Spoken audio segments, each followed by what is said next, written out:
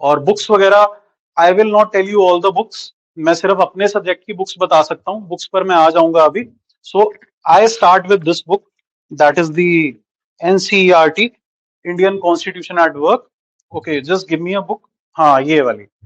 I start with this book, Indian constitution at work. इसका पहला chapter अभी आपको पढ़ना है। मैं आपको थोड़ा ब्रीफिंग दे देता हूँ, ये बुक है क्या, इस बुक में किस चीज के बारे में दिया हुआ है। देखो, इस बुक के बारे में, ये बुक सारी की सारी एक वर्ड है कॉन्स्टिट्यूशन। ये बुक जो है कॉन्स्टिट्यूशन के बारे में है। अब कॉन्स्टिट्यूशन क्या होता है? Okay, Mani, what is a constitution? Priya, हाँ बोलो बोलो। It is a, okay, it is a law, very good. Harmeet, yes. हाँ, संविधान होता है। संविधान क्या होता है? कॉन्स्टिट्यूशन। हाँ, यस विवेक, है जी। Okay, very good. Rules and regulations, Sanket, जरूरत क्यों होती है हमें इन चीजों की? ध्रुव,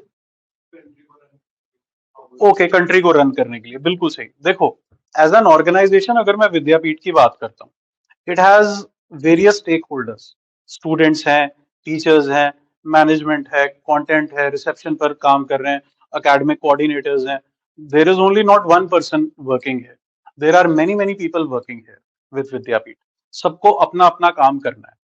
तो अगर कोई रूल बुक ना हो, कोई रूल्स एंड रेगुलेशंस ना हो, जब जिसका दिल करेगा जो आएगा आएगा, जिसका दिल करेगा जो जाएगा। क्लास का कोई रूल नहीं है, जिसका दिल कर गया आ गया, जिसका दिल कर गया नहीं आया, ये नहीं चलेगा। सो काम जो बोला है नहीं करा, दिल करा कर लिया, दिल करा नहीं कर ला। देखो, प्रॉब्लम पता है क्या है? ये एक छोटा बैच होगा और हर बच्चे पर मेरी नजर होगी। And this is the best thing that can happen to a child if his or her teacher is keeping a watch. Otherwise, you have given money, I have taken money. अब तुम कौन मैं कौन, मुझे क्या है? मैं अपना आऊंगा, टाइम पास करके चला जाऊंगा, जैसा हो रहा है वैसा होता रहेगा। बट नो, तो रूल्स एंड रेगुलेशंस अगर होंगे, अगर मैंने पहले से कुछ चीजें आप लोगों के लिए बनाई हुई होंगी कि आपको ऐसे चलना है, इस तरीके से आपको काम करना है, तो you will not falter in what ever you do, I will not falter in what ever I do. मैं भी कोई ऐसे ही नहीं उठकर आ सकता और क्लास ले सकता। मुझे आपकी क्लास के लिए तैयारी करनी पड़ती है, और बहुत कट थ्रोट कंपटीशन है, इसीलिए हमें हमें आपसे बहुत ज्यादा तैयारी और पढ़ना पड़ता है। हमें जो है आप लोगों से बहुत, आप लोग अगर एक अखबार पढ़ते हैं तो हम 3-4 अखबार की न्यूज कोलेट करके या व्यूज कोलेट करके वेबसाइट से, फिर वो हम आपको दे पाते हैं।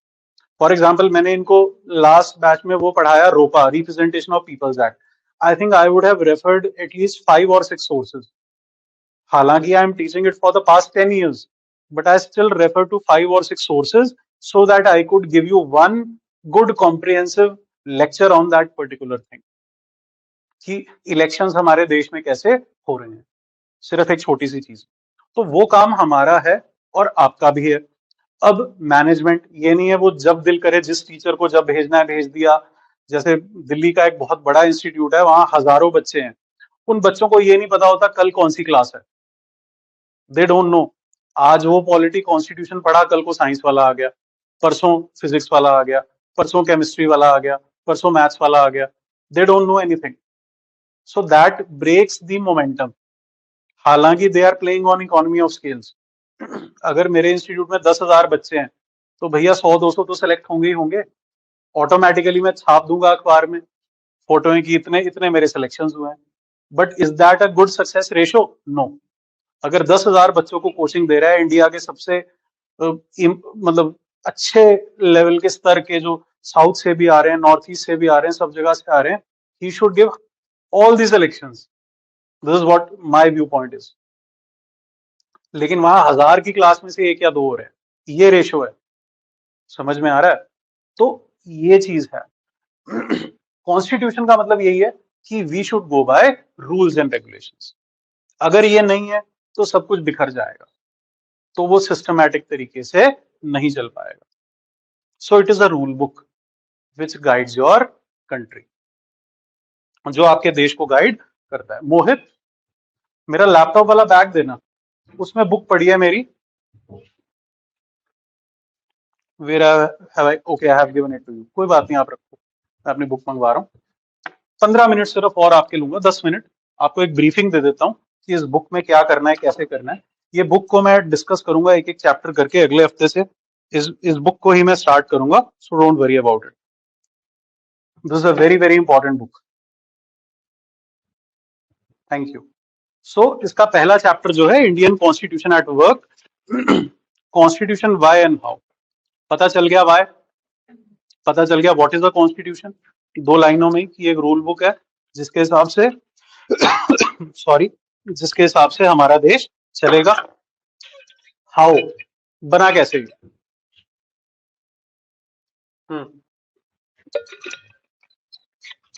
देखो हम 1947 तक गुलाम थे। हम 1947 तक अंग्रेजों के गुलाम थे, लेकिन उस वक्त हमारे कुछ लोग हमारे लिए अंग्रेजों से लड़ रहे थे। Those were your freedom fighters. उन फ्रीडम फाइटर्स ने पहले तुम पर किसके रूल्स लगा करते थे? रानी के। The queen of England used to make a rule in England, and those rules used to be applied in India, and that India was called British India. लेकिन now British has been cut off.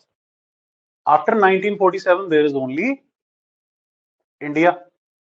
तो जो तुम्हारे freedom fighters थे, इन्होंने, इनको पता चल गया था कि अब आजादी मिलने वाली है, अब ज्यादा दूर नहीं है, धीरे धीरे तो जो सारी आजादी की लड़ाई हुई थी वो भी आपको बताऊंगा। इन्होंने ये चीज पता कर ली कि अब हम एक दिन आजाद हो जाएंगे, बीट 47, 48, 49। तो जिस दिन हम आजाद होंगे उस दिन अंग्रेज चले जाएंगे और अंग्रेजों का शासन भी चला जाएगा, रूल्स भी चले जाएंगे। तो फिर किसके रूल्स बनेंगे? हमारे खुद के। तो वो रूल्स इन्होंने पहले से तैयार करने शुरू कर दिए थे। 1946 में ही इन्होंने रूल्स को तैयार करना शुरू कर दिया था। 26 नवंबर 1949 को इन्होंने फाइनलाइज इन रूल्स को कर दिया था। ऐसे तुम्हारा कॉन्स्टिट्यूशन बना। जो बंदे यहां पर बैठे थे 300 ऑड बंदे, इनको मैं बोलता हूं संविधान सभा या फिर constituent assembly.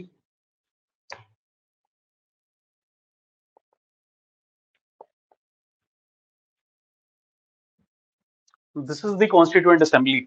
It was a body of members, body of freedom fighters rather, जिन्होंने आप लोगों के लिए कॉन्स्टिट्यूशन बनाया, एक रूल बुक बनाई, एक किताब बनाई, जिसका नाम मैंने रखा कॉन्स्टिट्यूशन ऑफ इंडिया। कि भारत जो है इस संविधान, इन रूल्स के हिसाब से चलेगा। लिख क्यों दिया इसको? लिखी पढ़त जरूरी होती है। आपने क्या किया? आपने मुझे 1 लाख रुपया फीस दे दी और मैंने आपको उसके बदले आपको बोला कि मेरी आंखों में सच्चाई देख। मैंने आंखें भी दिखा दी ऐसे नाना पाटेकर की तरह कि मेरी आंखों में सच्चाई देख, और सच्चा हूं मैं मनी, तो बस हो गया। तुम्हें रसीद की क्या जरूरत है? और परसों तुम मेरी क्लास लगाने आ रहे हो, मैं तुम्हें गेट पर ही पकड़ लेता हूँ। भाई कौन? सर मैं उस दिन आया था, मैं उस दिन वो आपको देकर गया हूँ। नहीं, कहाँ? कौन हो तुम भाई? राइट। सो अगर तुम्हारे पास लिखी पढ़त है, अगर तुम्हारे पास वो रसीद है, या तुम्हारे पास वो स्क्रीनशॉट है ऑनलाइन ट्रांजैक्शन का, then you can say that Mr. Agarwal, I have this receipt and I have taken admission here, so I have the right to sit here in the class. Simple. Rule book. यहां पर भी देश rules के हिसाब से चलेगा, वरना कोई एक नेहरू ये क्या करेगा? अथॉरिटेटिव बन जाएगा, तानाशाह बन जाएगा, औरंगजेब डिक्टेटर, फिर हम उसी राज में फिर से वापस चले जाएंगे, जिसकी लाठी उसी की भैंस। लेकिन यहां पर लाठी किसकी होगी? सिर्फ कॉन्स्टिट्यूशन की। Only constitution will make rules, it will tell you what to do, what not to. आपको क्या करना है देश में, क्या नहीं करना, यही आपको एक किताब है जिससे आपको पता चलेगा। सिर्फ हेडिंग्स हेडिंग्स पढ़ रहा हूं अभी इसकी, ताकि आपको ये रीड करने में प्रॉब्लम ना आए। It allows coordination and assurance. Why do we need constitution? Coordination and assurance, इसका मतलब क्या है? तालमेल। देखो आईएएस बनाने हैं हमने, कोऑर्डिनेशन एंड एश्योरेंस का क्या मतलब है? कि कॉन्स्टिट्यूशन के हिसाब से जो बंदा एलिजिबल होगा वही आईएएस बनेगा, या मुझे प्रेसिडेंट बनाना है एक देश में, तो कोऑर्डिनेशन और एश्योरेंस यही होगी कि अगर कोई 35 साल का है और सिटीजन ऑफ इंडिया है, तभी मैं उसको प्रेसिडेंट बनाऊंगा। ऐसा नहीं है मैं 15 साल वाले को या कोई किसी भी नॉन सिटीजन को मैं कल को प्रेसिडेंट बना दूं। सो आई एम एश्योर्ड कि कोई भी अगर बनेगा तो एलिजिबल बनेगा, कोई फेवरेट नहीं होगा। वरना तो फिर कौन बन जाएगा, या सिर्फ हिंदू बनता रहेगा, या सिर्फ मुसलमान बनता रहेगा, या ब्राह्मण। देर विल आज लेकिन कौन है, ट्राइबल है, आदिवासी भी है, दलित भी है। समझ में आ रहा है आपको? सो एश्योरेंस मुझे मिल गई कि सबको बराबर ट्रीटमेंट दिया जाएगा, इससे तालमेल भी बढ़ेगा। समझ में आ रहा है? तो ये चीज। Then the first function, हाँ, to set up minimum basic rules which allow minimal coordination between the members of society। यही मतलब है कि आप लोगों ने जनता को चुना, जनता ने सरकार को चुना कि वो उनके लिए क्या करे, शासन करे, और सरकार की ये ड्यूटी है कि वो उनके लिए अच्छा शासन कर रही है। सो it is a coordination between the people and the government, it is a contract between the people and the government, कि हमने तुम्हें चुना है। देखो मेरे और तुम में भी क्या है, contract. You have chosen me as your mentor, now it is my duty to provide you the services and good services. Similarly constitution, तो वो जनता और उसके बीच में एक, सरकार के बीच में एक कॉन्ट्रैक्ट है। जैसे कि विद्यापीठ एक स्टूडेंट और टीचर के बीच में कॉन्ट्रैक्ट है, उसी तरह आपका कॉन्स्टिट्यूशन गवर्नमेंट और सिटीजन के बीच में कॉन्ट्रैक्ट है। और तालमेल तभी हो रहा है क्योंकि मैं अपनी पावर्स को मिसयूज नहीं कर रहा, तुम लोग अपनी राइट्स का मिसयूज नहीं कर रहे। You have rights, I also have duties and powers, and you also have duties and powers, but they are both defined by home, constitution. We cannot go beyond our thing, हम एक दूसरे की powers को उल्लंघन नहीं कर सकते, काट नहीं सकते, वरना क्या होगा, डिस्प्यूट होंगे। फिर उसके लिए जुडिशरी है, जुडिशरी एक और ऑर्गन है, वो बाद में आएगा। जज हैं, जज आप में और मेरे में अगर कोई डिस्प्यूट हो जाता है, तो जब दो बंदों में लड़ाई होती है क्या बोलते हैं, I will see you in the court. So judiciary comes into play. Simple. Constitution rule book for coordination, पहला पॉइंट ये पहले पेज में आपको। दूसरा है specification of decision making powers, obviously कि कौन कैसा डिसीजन लेगा। फॉर एग्जाम्पल एकेडमिक डिसीजन आपकी अकेडमी के मैं लेता हूँ, फाइनेंशियल डिसीजन कोई और लेता है, एडमिनिस्ट्रेटिव डिसीजन कोई और लेता है, सोशल मीडिया का हमने किसी और को संभाला हुआ है, पीआर सारा का सारा। So everything is being done by every person who specialises in his और हर फील्ड। अगर आप मुझे कहें कि वो रील बना दे या वो डेकोरेट कर दे, मैं नहीं कर पाऊंगा, या उनको कहें कि पॉलिटी पढ़ा दे, वो नहीं पढ़ा पाएगा। सो उनकी पावर वहां तक सीमित है, मेरी पावर यहां तक सीमित है। समझ में आ रहा है? सो नेक्स्ट पॉइंट भी कवर हो गया। तीसरा, limitations on the power of government. Obviously constitution का एक और मतलब ये है कि वो आप लोगों को क्या करता है। ओके, गुड आफ्टरनून, जो अब आ रहे हैं, तो आप लोगों को क्या करता है, वो आप लोगों को चार दीवार में बांध कर रख देता है, एक दायरे में रख देता है। आप कौन है, भारत सरकार। तो आप लोगों का दायरे में होना बहुत जरूरी है। मान लीजिए आपने चोरी कर ली, अगर सरकार चाहे तो आपको सजाए मौत भी दे सकती है, लेकिन उस दायरा क्या है उसका, चोरी का, सिर्फ फाइन या इम्प्रिजनमेंट 6 महीने। समझ में आ रहा है? So it limits the power of the government. Government can not give you सजाए मौत। You are a Muslim, you committed a murder. You are a Hindu, you committed a murder. So they should be punished barabar. Government cannot exceed its power by punishing him or you more or less. दोनों को बराबर सजा मिलनी चाहिए। सो ये भी constitution का aspect है। It limits the government of the day. It gives you the aspirations and goals of the society, कि मुझे मेरा देश कैसा चाहिए, मुझे मेरे देश में फ्रीडम ऑफ रिलीजन चाहिए। देखो Pakistan does not have freedom of religion, Pakistan is an Islamic state, Syria is an Islamic state, Iran Iraq are Islamic state. वहां पर you have to practise Islam. वो उनका, उनकी मर्जी है, वो उनका कॉन्स्टिट्यूशन है, ये तुम्हारा कॉन्स्टिट्यूशन है, तो ये तुम्हारी मर्जी है कि तुमने हर इंसान को यहाँ पर फ्रीडम ऑफ रिलीजन दे दी। You have given freedom of religion to every person in this nation. ये आप लोगों की मर्जी है, ठीक है ना। Aspirations and goals of society, मतलब right to do business is again your aspiration, right to education, is again your aspiration. Everything is your goal which has to be achieved, and this goal is written in the constitution. ये अगली class में पढ़ेंगे कैसे होगा. Fundamental identity of people, we the people. Constitution की पहली 3 लाइनें ही क्या है, वर्ड्स क्या है, वी द पीपल. भारत के हम लोग. तो ये आप लोगों की एक आइडेंटिटी स्थापित करता है. आइडेंटिटी मतलब आपकी पहचान, कि आप लोग कौन हो. और आपकी पहचान कहाँ होती है, आपके घर में नहीं होती. जब घर से बाहर जा रहे हो तब आपकी पहचान होती है सोसाइटी में, या देश से बाहर जा रहे हो तब आपकी पहचान होती है, that okay you are from India. So it gives you your pehchan, because out of your home you are a free person. You can do whatever you want. Yeah, you have these limitations by virtue of being a citizen. You have these duties. You have these aims in your life. Or you are you are an Indian. What rights you have by virtue of being an Indian? By being a citizen of India, you have the right to vote. है ना, you have this, you have the right to movement, you have the right to purchase any property, you have the right to residence in any part of your country. आपको ये सारी rights हैं, ये सारी आपकी, समझ में आ रहा है ना, ये आपके अधिकार हैं, ये आपके मौलिक अधिकार हैं. ये क्यों हैं? ये जो बाहर वाले लोग यहाँ पर है उनको नहीं है. अभी म्यांमार से हमारे यहाँ कौन आए थे, रोहिंग्या, या कोई बाहर से कोई टेररिस्ट आ रहा है, या कोई किसी को हमने पनाह दे दी, तिब्बतियंस को हमने धर्मशाला में पनाह दी हुई है, but they don't have right to vote. A person from Dharamshala can not contest elections for being a president of India. A person from Tibet who is a migrant in India, या कोई नेपाल से यहाँ पर आ रहा है, he does not have those rights which you have. So that is your political identity. कहाँ दिया हुआ है, कॉन्स्टिट्यूशन ऑफ इंडिया में. ठीक है. और उसी तरह विद्यापीठ में भी ना कोई और नहीं आ सकता पढ़ने.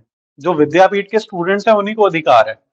जो मेरे स्टूडेंट्स हैं वही मुझसे डाउट पूछेंगे ना. So it is only their right, it is not everyone's right. So ये कॉन्स्टिट्यूशन बता रहा है. और क्या बता रहा है, mode of promulgation, authority, substantive provisions, balanced institutional design, ये कुछ फीचर्स बता रहा है. अथॉरिटी ऑफ कॉन्स्टिट्यूशन, अथॉरिटी क्या होती है, अथॉरिटी किसी भी बंदे की. यस मनी,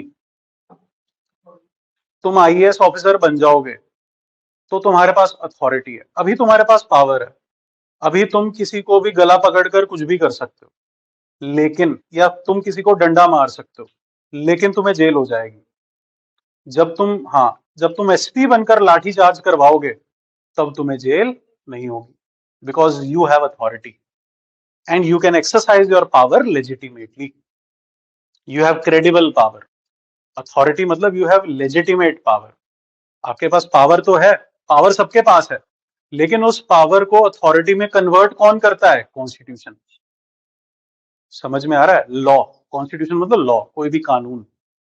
तुम एक आईएएस बन जाते हो तो कानूनन तुमने एक सरकारी पेपर फिल किया है, पेपर को क्लियर किया है, तब तुम्हें वो अथॉरिटी मिली है.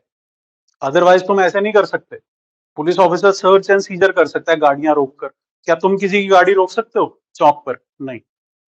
अनलेस जाम ना हो तो तुम किसी की गाड़ी को नहीं रोक सकते, पुलिस वाला रोक सकता है.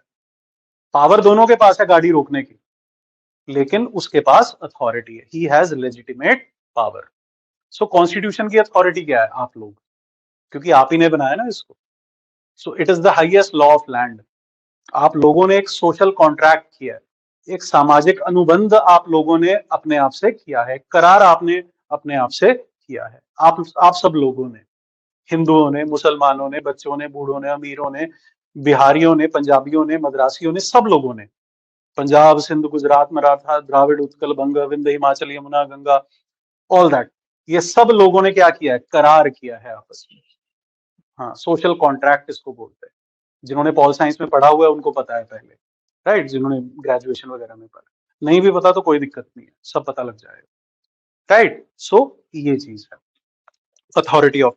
मोड ऑफ प्रोमलगेशन, प्रोमलगेट कैसे हुआ था, उस टाइम बना कैसे था, ये आपको बताया जाएगा. अभी बताया ही, जब आजादी के बाद यही प्रोमलगेशन का मोड था. ठीक है ना, इसमें कोई खास बात नहीं है, इसको पढ़कर देखिएगा. बचपन नहीं समझ में आ रहा है, कोई दिक्कत नहीं है. मैं सिर्फ चाहता हूं कि आप एक बार पढ़ें इसको. मैं एक ब्रीफ रीडिंग चाहता हूं कि आप एक बार लें, मैं एक एक वर्ड इसका समझा दूंगा। जब पॉलिटी खत्म हो जाएगा आप इसको हाथ भी नहीं लगाएंगे फिर किताब को, ये ऐसी पड़ी रह जाएगी। जैसी मेरे मेरे पास ये बहुत पुरानी किताब है, ऐसी ही पड़ी है तब की। तो हाँ, बैलेंस्ड इंस्टीट्यूशनल डिजाइन। देखो, बैलेंस्ड इंस्टीट्यूशनल डिजाइन का क्या मतलब है? हमने सारी की सारी पावर्स जो हैं, शक्तियां जो हैं, वो किसी एक इंसान के हाथ में नहीं दी। सबको अपनी अपनी शक्तियों का पता है। यहाँ पर मेरी शक्तियां क्या है, मेरी क्लास तक सीमित है। उसके बाहर मैं एक विद्यापीठ का एक आम कर्मचारी, एम्प्लॉय हूँ। सिमिलरली प्रधानमंत्री, वो प्रधानमंत्री कब है? जब वो सरकार चला रहा है, लेजिस्लेचर के अंदर, या उसके उसके अलावा जब वो सरकार नहीं चला रहा, या उस 5 साल के बाद भी, या उस 5 साल के अंदर भी, उसकी ये पावर नहीं है कि वो आपको जेल में डाल सके। अगर वो जेल में आपको डाल देगा तो आपके पास जुडिशरी है आपको वहां पर बचाने के लिए। तो कुछ पावर्स जुडिशरी के पास हैं कि अगर आप में और प्रधानमंत्री में कोई डिस्प्यूट हो जाए, if you have a case with, आपने पीएम ऑफ इंडिया के खिलाफ एक केस फाइल कर दिया मान लो, वैसे आपने कोई मुद्दे पर कर दिया, पीएमओ ने आपको भी प्रॉमिस करा, क्या प्रॉमिस करा? 15 लाख मान लो, एक प्रॉमिस किया आपको, कोई भी प्रॉमिस किया कि हम किसानों की इनकम डबल कर देंगे 2022 तक। अभी मतलब 1 महीना पहले ही किसानों की डबल इनकम हो चुकी होगी। अब मान लो नहीं हुई, लेकिन ये वादा किसने किया था? पीएम ने किया था मान लो। तो तुमने और किसी ने वादा तोड़ दिया तो क्या होता है? दिल टूटता है। जिन्होंने 1-2 क्लासें लगाई हुई हैं पहले, उनको पता होगा, दिल टूट जाता है। तो किसी का दिल नहीं तोड़ना चाहिए, राइट मनी? तो हाँ, तुम्हारा तो दिल लगा ही नहीं हुआ तो टूटेगा क्या तुम्हारा, तो है ना? तो निराश, हताश, 12 भी होगी आज तो, 13-14, तो क्या ही होगा। तुम क्लास ही लगाने आ जाना 14 फरवरी को, मेरे पास ही आ जाना, क्या ही है ना, कोई बात नहीं। तो बेसिकली क्या है, या सो यू पीपल, मैं क्या बात कर रहा था? पीएमओ ने आपने, हाँ, आपसे वादा किया, आपका दिल तोड़ दिया, आपने पीएम ऑफ इंडिया के खिलाफ आपने केस कर, yes you can do it. आपने याचिका दायर कर दी कि मेरा जो वादा था वो इन्होंने पूरा नहीं किया। उस वादे को कौन पूरा करवाएगा? सुप्रीम कोर्ट, जुडिशरी, जो आपका न्यायाधीश है, जो आपका फैसला करते हैं, वो आपका वादा, वो उस वादे को पूरा करवाएंगे ही करवाएंगे। यस, इसीलिए अगर मैंने सारी पावर्स पीएम को दे दी होती तो वही बंदा वादा कर रहा है, वही उसको पूरा नहीं कर रहा, और कल को अगर तुमने फिर उसके खिलाफ कोई कंप्लेंट करी, वो कंप्लेंट भी कौन सुन रहा है? वही बंदा सुन रहा है। तो वो तो फिर अलाउद्दीन खिलजी हो जाएगा, वो तो वही बात हो है जी। डेमोक्रेसी खत्म हो जाएगी, प्रजातंत्र खत्म हो जाएगा, जैसे विवेक बता रहे हैं। आई यू अंडरस्टैंड हरमीत? इसीलिए मैंने सबको पावर्स नहीं दी, मैंने हर बंदे में पावर्स वो डिवाइड कर दी, या मैंने एक बंदे को सारी पावर्स नहीं दी। और ये कहां लिखा है? कॉन्स्टिट्यूशन में। उसने हर बंदे को अलग अलग पावर्स दे दी। बैलेंस डिजाइन इसीलिए कहते हैं। हाँ हाँ, ये पढ़िए पहला चैप्टर, इसमें ये है कॉन्स्टिट्यूएंट असेंबली वगैरह क्या है। फिर कहां कहां से ली गई इसकी प्रोविजंस, ये भी आपको पता चल जाएगा। सो इसी तरह आपको ये पढ़ना है। आगे राइट्स वाला चैप्टर आ जाएगा कि राइट्स क्या होती हैं, आपके अधिकार क्या होते हैं। This also I will discuss, don't worry, बहुत डिटेल में डिस्कस होगा ये। उसके बाद इलेक्शन एंड रिप्रेजेंटेशन, क्या आपके इलेक्शंस का सिस्टम है, जो भी आपके इलेक्शंस का सिस्टम है इसमें सारा दिया हुआ है, कंप्लीट सिस्टम इसमें दिया हुआ है। Just think that you just have to read it. एक ऊपर ऊपर से आपने पढ़ना है, समझ में आता है अच्छा है, नहीं आता और भी अच्छा है, क्योंकि मैं इसको अपने तरीके से आपको एक एक वर्ड समझाऊंगा। एग्जीक्यूटिव, लेजिस्लेचर एंड जुडिशरी, क्या क्या मैं इंडेक्स में देख रहा हूं। तो इलेक्शंस हो गए, उसके बाद एग्जीक्यूटिव, मतलब 3 चीजें होती हैं। देखो, मैं आपको थोड़ा सा ब्रीफिंग यहां पर दे रहा हूं इन तीनों चैप्टर्स के बारे में। एक तो होता है कानून बनना। तो कानून बनाना क्या होता है? कानून मतलब एक रूल बनाना। चंडीगढ़ का एग्जांपल मैं हमेशा लिया करता हूं। चंडीगढ़ में 60 किलोमीटर की स्पीड लिमिट है। ये रूल या ये लॉ किसने बनाया होगा? एक बॉडी होती है जिसको बोलते हैं लेजिस्लेचर, या पार्लियामेंट, संसद। दूसरी बॉडी होती है, अब 60 किलोमीटर का कानून इन लोगों ने बना दिया, विधानसभा में या लोकसभा में इन्होंने कानून बना दिया। इसके बाद क्या होगा?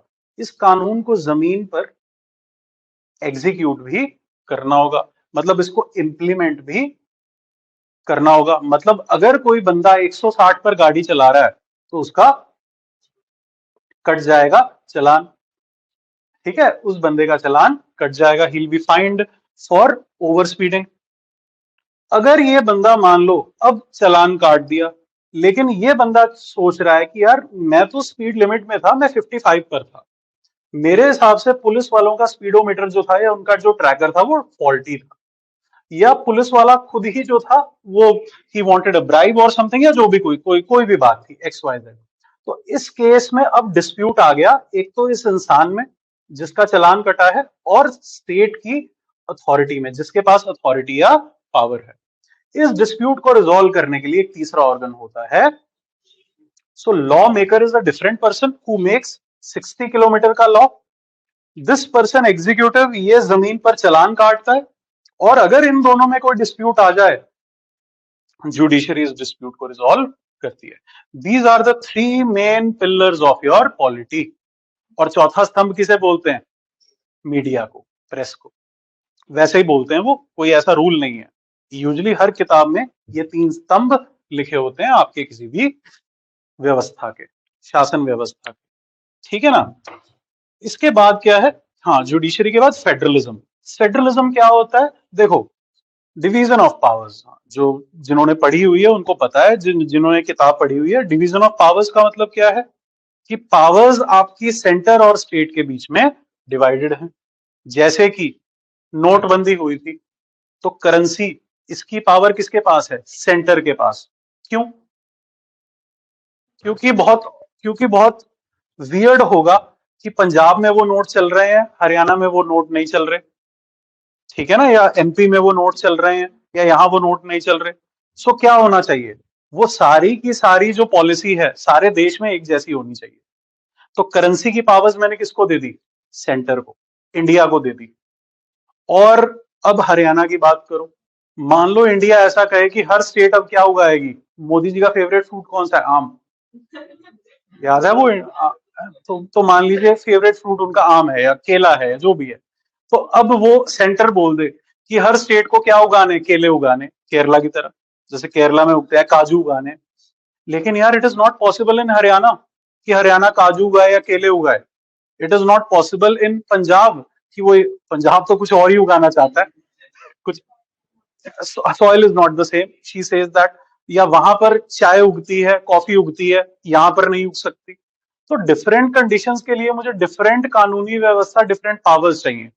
पंजाब वालों को एग्रीकल्चर की अपनी पावर है, हरियाणा वालों को एग्रीकल्चर की अपनी पावर है, इंडिया वालों को करेंसी की अपनी पावर है। डिफेंस की पावर किसके पास होगी? इंडिया के पास। पीएम के पास होगी, सीएम के पास नहीं होगी। This is called federalism.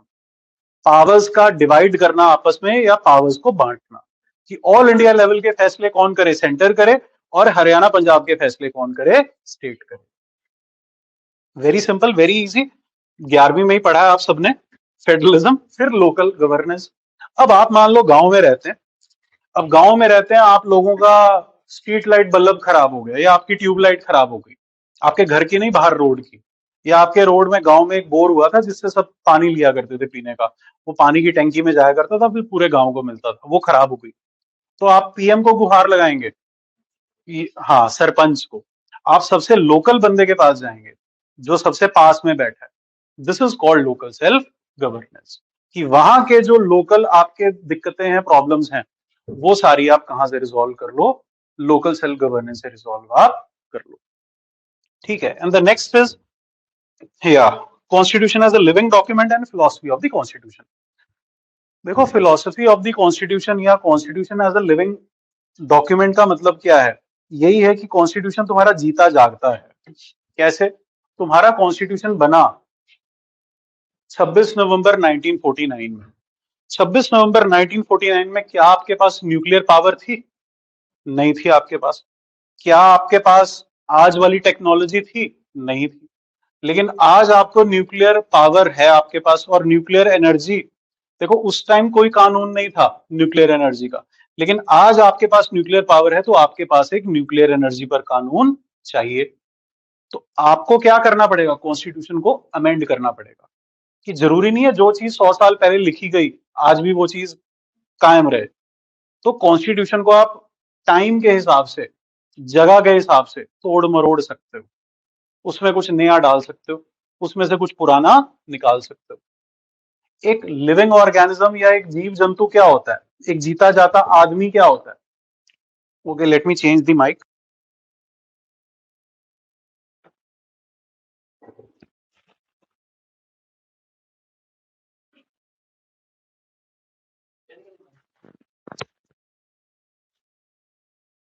तो जरूरत पड़ जाएगी।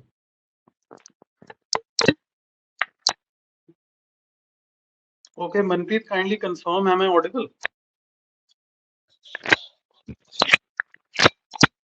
या online people, am I audible? Yogendra, am I audible?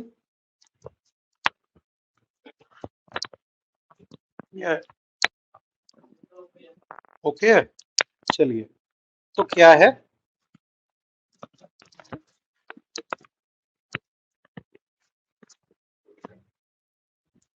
हम कहां पर थे।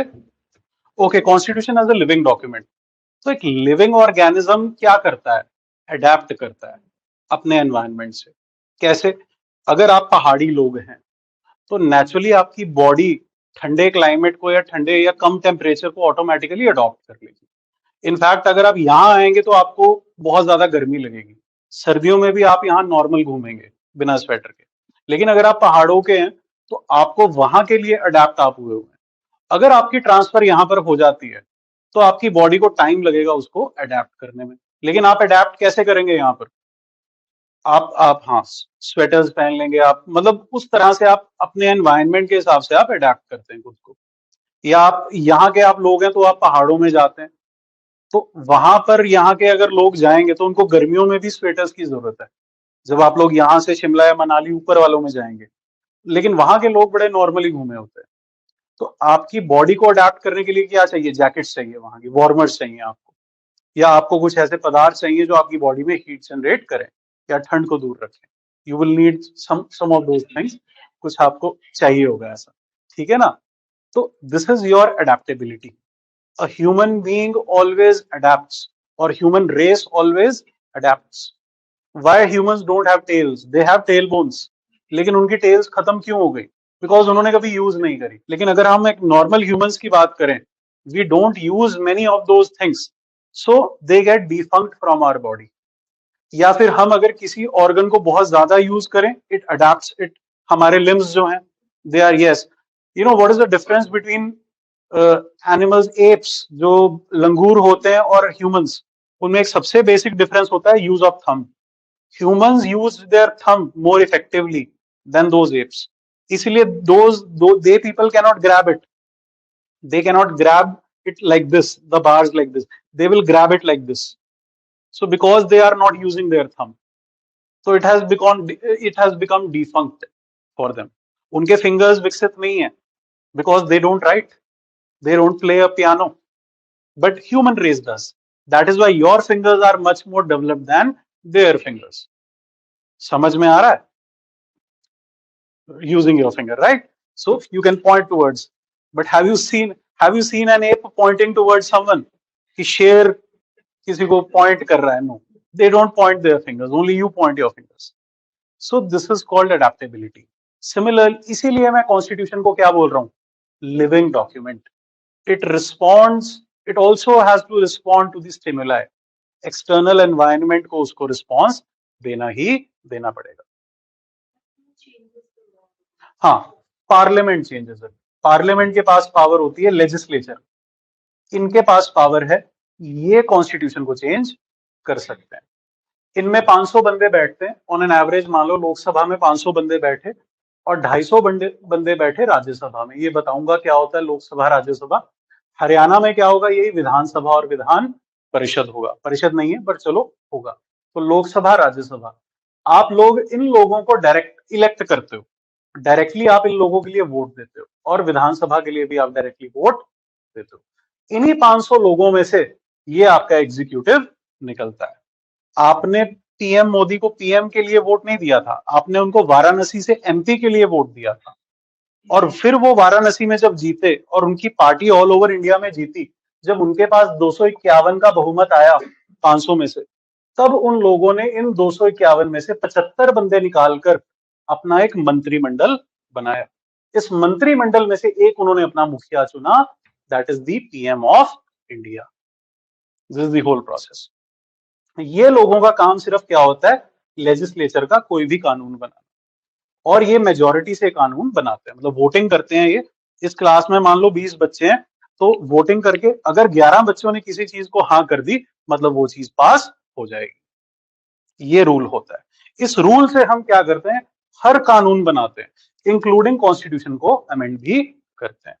वो हर चीज का प्रोसीजर है, वो आपको बताया जाएगा जब मैं इसका अनुच्छेद 368 या आर्टिकल 368 पढ़ाऊंगा। Then I will teach you how to amend a constitution, how to remove anything from it, how to add anything into it. And इसके भी 3-4 तरह के तरीके होते हैं, दिस वी विल डिस्कस। ठीक है, तो this is how a constitution is a living document. Then philosophy of the constitution. Philosophy मैं पढ़ाऊंगा आपको, लीगल फिलोसफी होती है, एक मॉरल फिलोसफी होती है। See, law and moral, morality and law, they are two different things, but they are very important to each other and they are interlinked also. How? What is morality? Morality is what you do, what you think in your mind and how you act. चोरी नहीं करना is a moral thing, या किसी के बारे में बुरा ना सोचना is a moral thing। ठीक है ना, किसी के लिए अच्छा सोचना, giving, so many people gave me good wishes कि चलो आप विद्यापीठ का पहला बैच स्टार्ट कर रहे हो, मतलब एक नई क्लास स्टार्ट कर रहे हो, so many good wishes I got from people. That is a moral thing that they think about me, that is not law.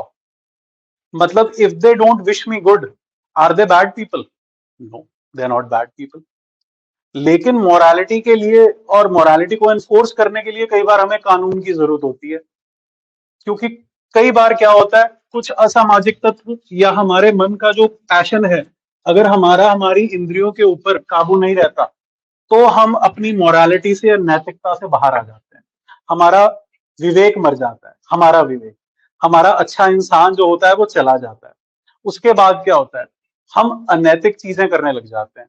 उस अनैतिकता को या इमोरालिटी को या बुरी चीज को रोकने के लिए हमने कानून बनाए हैं। So in a sense you can say morality and law, they are different but they are linked. Morality may be used to enforce a law या may be used to produce a law. Morality is not, morality मतलब अपने आप में संतुष्ट हो, लेकिन अगर आपने इमोरालिटी करी और दूसरे की चीज चोरी करी, तो मुझे एक कानून बनाना पड़ेगा कि जो बोलता है कि चोरी करना पाप है, और जो चोरी करेगा उसको 6 महीने की सजा मिल जाएगी। समझ में आया किस तरह से ताल, अभी लिखवाऊंगा इनको, जब करवाऊंगा तब सारा बता दूंगा। इनको हम एथिक्स में डिस्कस करेंगे बेसिकली, ये एथिक्स का पार्ट है, ये जो आपका लास्ट पार्ट है। बट आप पढ़ सकते हैं इसको, बहुत ईजी है, जब आप पढ़ेंगे आपको पता चल जाएगा। तो किसी भी चीज की एक लीगल अप्रोच हो सकती है, एक मॉरल अप्रोच हो सकती है, और जरूरी नहीं होता जो लीगल है या लॉफुल है वो मॉरल हो सकता है वो इमोरल हो। जैसे एक हमारे यहाँ वेदों में, वेद भी क्या थे, किताबें थी, हमारे वेद ग्रंथ किताबें थी, लेकिन वेदों में एक नारियों के खिलाफ कुछ बातें कही गई हैं। क्या बातें कही गई हैं? मान लीजिए sati, sati was an act, sati was a custom, और it had a power of a law, कि जो सती नहीं करेगा, या हिंदू विधवा को समाज का सबसे तुच्छ प्राणी माना जाता था। So for that you had to commit sati, you had to burn yourself on the pyre of your husband. Now this was a law, this was a custom, but was it good? No, it was not good. Hence you had to produce a law against this immoral act. मतलब उस time सती moral थी, लेकिन आज के time में सती commit करना is immoral. So what ever is immoral, उसको बचाने के लिए या प्रिवेंट करने के लिए आपको लॉ बनाना पड़ता है। लॉ से लॉ, चाइल्ड मैरिज, बिल्कुल, सती प्रथा के साथ बाल विवाह जो है, 12 साल के बच्चे को आप शादी कर दिया करते थे, 12 साल की लड़कियों को, इनफैक्ट चाइल्ड मैरिज में लड़कियों को जल्दी भेजा करते थे। लड़का तो राजा भी होता था, बूढ़ा भी होता, it was a girl child who was sacrificed और मैसेकर्ड। सो इस चीज को रोकने के लिए it was consider to be moral, कि अब लड़की बड़ी हो गई है, अब घर भेज दो, कि यहाँ से तो तेरी अर्थी उठेगी, वहां से, हाँ जा, यहाँ से डोली उठेगी, वहां से अर्थी उठेगी, तो जाओ अर्थी उठाने वहां पर, है ना। तो लड़की को रैंसैक कर दिया करते थे। और लड़कियों को घर छोड़ने की प्रथा भी क्या है, कस्टम ही है, कि शादी होने पर लड़का क्यों नहीं जाता सास ससुर के घर, लड़की ही क्यों जाती है। यस, कभी सोचा किसी ने? ये सारे लॉज हैं और कस्टम्स हमारे समाज के बने हुए हैं। इनको रोकने के लिए जो अनजस्ट चीजें हैं, हमें लॉज चाहिए। This is the relation between law and morality. ऐसे एग्जांपल्स देकर आपसे, ये सीधा आपको 10 नंबर का क्वेश्चन अभी डिस्कस कराया, जो मेंस में आया हुआ था। मेंस में पॉलिटी में नहीं आया, एथिक्स में आया था, GS4 में। ठीक है, वो भी आपको, वो मैं यूजुअली शुरू करता हूँ प्री के बाद, जो 100 दिन होते हैं ना, उनमें आई टीच दैट। उनमें से 2 महीने आपके एथिक्स पर लगेंगे, 1.5 महीना लग जाएगा, कोई खास बात नहीं है। ठीक है, तो ये है आपकी फिलॉसफी ऑफ द कॉन्स्टिट्यूशन। अगर हम किसी को फिलोसफिकल बेसिस पर देखें, तो यार कॉन्स्टिट्यूशन हमें बहुत नैतिकता की चीजें, मॉरल चीजें भी सिखा रहा है। अगर कॉन्स्टिट्यूशन हमें ये बोलता है कि इक्वालिटी सबने रखनी है maintain, what does it mean? It would be immoral to treat two different people unequal. You are Hindu, you are Muslim, you are a boy, you are a girl, you are a poor, you are a rich person, you are a child, you are an old age person, you are disabled, you are okay abled, या you are differently abled, तुम दिव्यांग हो, तुम एक साधारण इंसान हो। मैं अगर तुम्हारे साथ डिस्क्रिमिनेट करूंगा तो वो क्या हो जाएगा, इमोरल हो जाएगा। सो फिलॉसफी ये कहती है कि दो इंसान बराबर पैदा हुए हैं, हर इंसान भगवान ने एक जैसा बनाया है। मॉरल फिलॉसफी ये बोलती है। तो हम क्यों किसी में भेदभाव करें, जब सारे इंसान, इनफैक्ट भागवत गीता यही उपदेश देती है कि सारे इंसान बराबर हैं। So why should we discriminate between two different people? Gita does not tell you that hate Muslims और हेट सरदार और हेट जैन्स और बुद्धिस्ट। गीता से अपना काम खुद करो, फल की इच्छा मत करो, अच्छा काम करो। और कॉन्स्टिट्यूशन भी यही सिखा रहा है, सबको इक्वालिटी से बराबर से ट्रीट करो, किसी में भेदभाव मत करो। अपने आप लॉ एनफोर्स हो जाएगा, अपने आप लीगैलिटी आ जाएगी।